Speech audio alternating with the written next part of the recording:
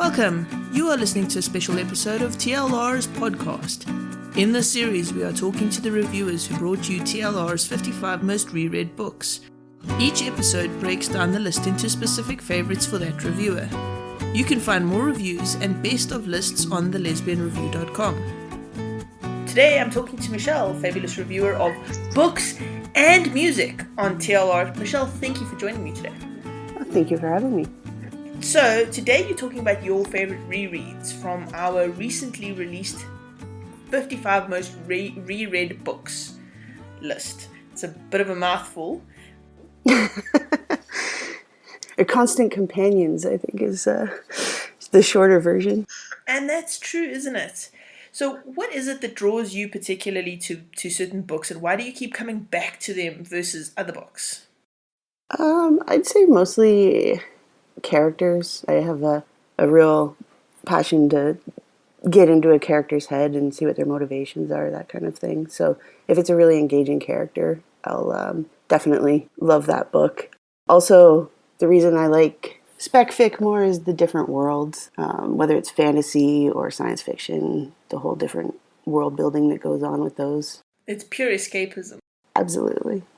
What is your first reread? So the first one is Shell Game by Benny Lawrence, which I think is also one of your favorites. Yes. So the synopsis for the book is, life in a remote fishing village in the middle of a civil war is neither safe nor inspiring, so when an opportunity comes along for village girl Lynn to be kidnapped and enslaved by a ruthless pirate queen, she takes full advantage of it. But Darren is neither as ruthless or as piratical as she appears at first, and Lynn is not exactly what she seems to be either. In between encounters with old girlfriends, a slow death involving marmalade, and bounty hunters with no sense of humor, Lynn and her new mistress attempt to work out exactly what they are to each other and who's in charge. Lynn is obviously in charge. Obviously. The tiny little femmes are always the ones in charge. This is my philosophy. I like to call her my feisty sub. There we go. All right. So let's talk about this book a little bit. What is it that keeps you coming back to it again and again? I mean, it's a pirate book, so it's got that going for it. Adventures on the high seas, for sure. And it's pretty well balanced, so there's like a darker side to it, which I enjoy, but it's also got a lot of humor, so that really drew me to it. The dialogue is hilarious, and the banter between the two, I was laughing out loud a lot. Also, the relationship between the two of them, I find it's a dom-sub relationship, but it's very consensual based, and I really enjoyed that aspect of the book. Even though you don't get into the sex too much, it doesn't describe any of the scenes, but the whole dynamic of that relationship. It's so interesting for me, this book, because this book is, like, on the surface, it's a funny pirate story, romance with action-adventure kind of stuff happening. But when you peel back the layers, it's a deep commentary on society and on ownership and on consent. Yeah, and agency, I think, too. Absolutely. It's such a fascinating book, but it's so well written, and Benny Lawrence is an evil genius with her comedic timing and ridiculous situations. And then out of nowhere, you'll get the left-hand punch of something really hectic that happens. I find like it's just an up and down of emotions. One minute you're laughing, the other minute you're like really deep in thought, and great read. Completely. Okay, cool. What is your next book? So my next book is the Ardulum series by J.S. Fields. So for First Dawn, which is the first book in the series, the synopsis is, Neek makes a living piloting the dilapidated transport Mercy's Pledge and smuggling questionable goods across systems, blessed with peace and prosperity. She gets by, but only just. In her dreams, she is still haunted by thoughts of Ardulum, the traveling planet that long ago visited her homeworld. The Ardulans brought with them agriculture, art, interstellar technology, and then disappeared without a trace, leaving Neek's people to worship them as gods.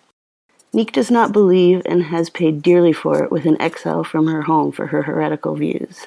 Yet when the crew stumbles into an armed confrontation between the sheriffs of the charted systems and an unknown species, Fate deals Neek an unexpected hand in the form of a slave girl, a child whose ability to telepathically manipulate cellulose is reminiscent of that of an Ardulum god.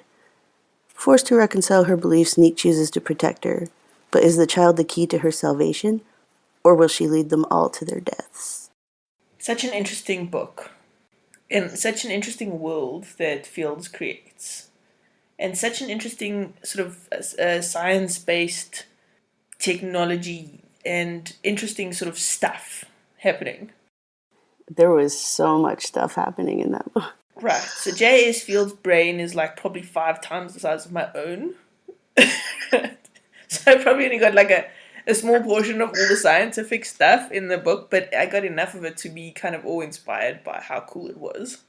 Yeah, for sure. Yeah, and just in terms of the world building, just the politics, the religion, the different moralities, and how they all intersect, and the perceptions clash between the different species. I was totally drawn into that. Can we also just for a moment appreciate the fact that the different species were not all humanoids? Yes.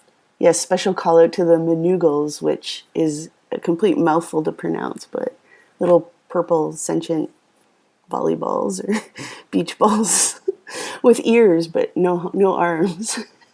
And the way they operated their technology was just completely interesting too. So I loved that. I thought it was such an interesting space to be in, apart from the really in-depth character work that goes on behind the scenes between Neek and what's her name? Thank you.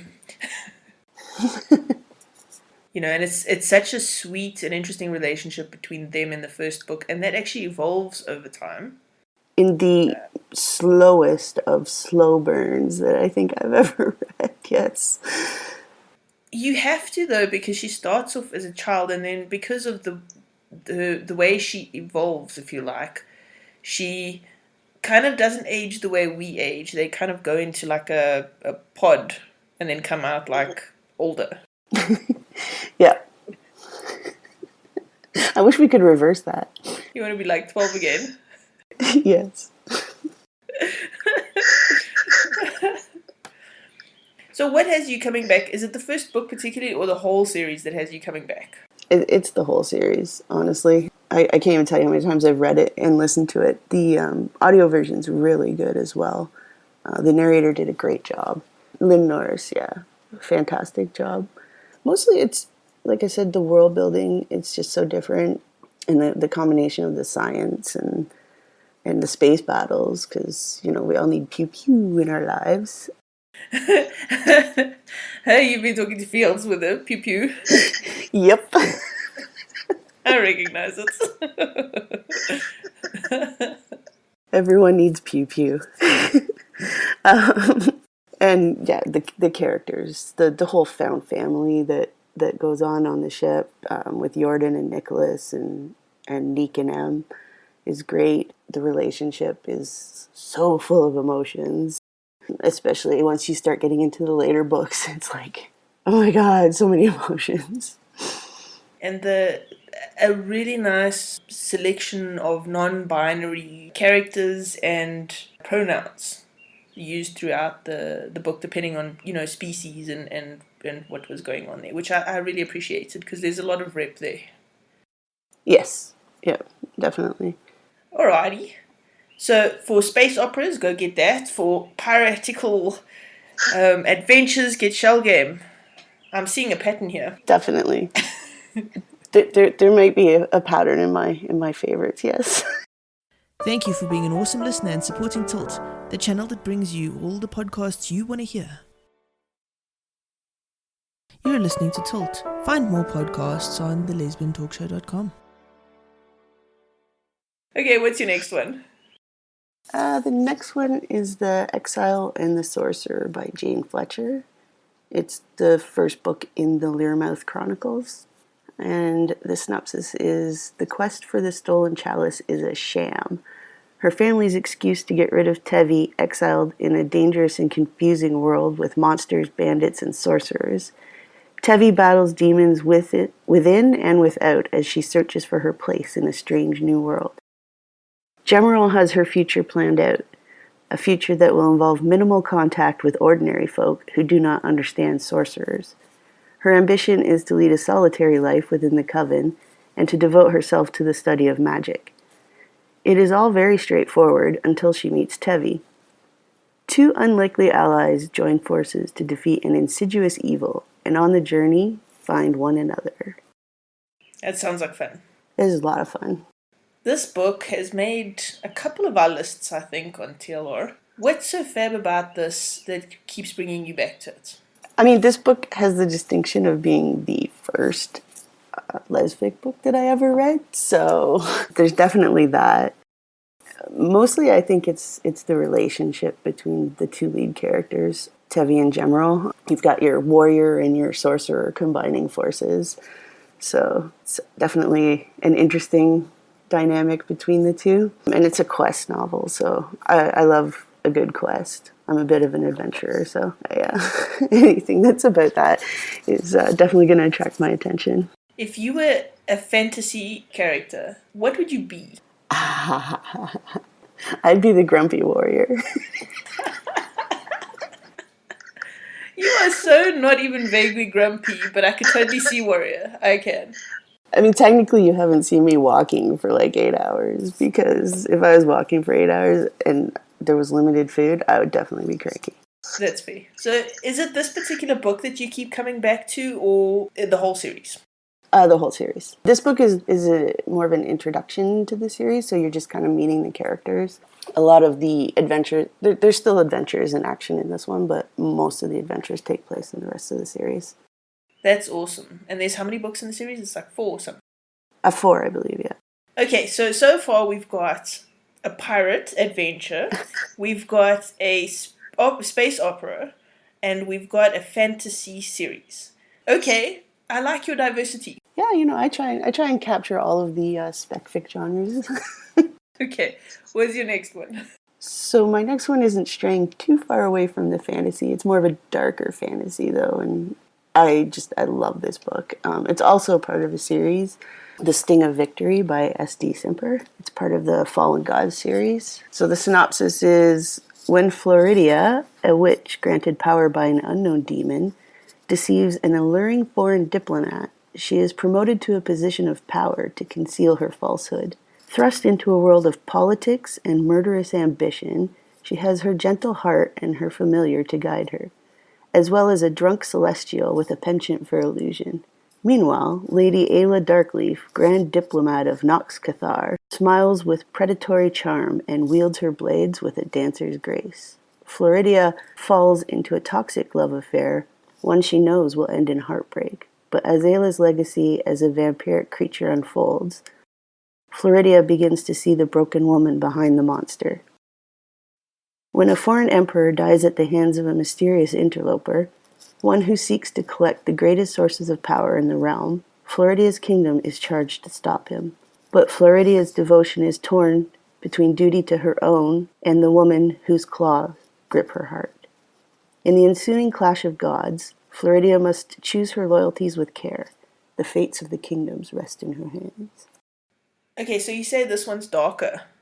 Yes, it is definitely. It's a dark fantasy. It's this brilliant combination of the dark fantasy, but with this scorching romance. So it's definitely exciting.